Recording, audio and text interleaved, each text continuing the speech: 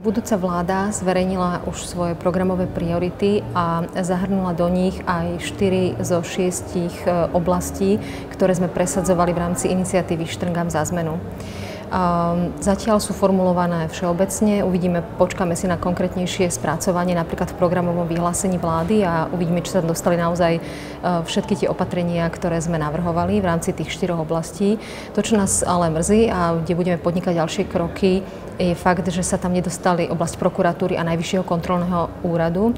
Obzvlášť prokuratúra je veľmi citlivou vecou a je až symbolické, že ju budúca vláda na teraz vypustila, pretože všetky spoločensky závažné trestné činy vysoko postavených verejných činiteľov končia to vyšetrovanie práve v štádiu buď na prokuratúre alebo na polícii, ktorá je dozorovaná prokuratúrou. Práve kvôli tomu sme dnes zaslali predstaviteľom politických strán ďalší list, kde ich žiadame o zaradenie týchto chýbajúcich bodov do priorit vlády.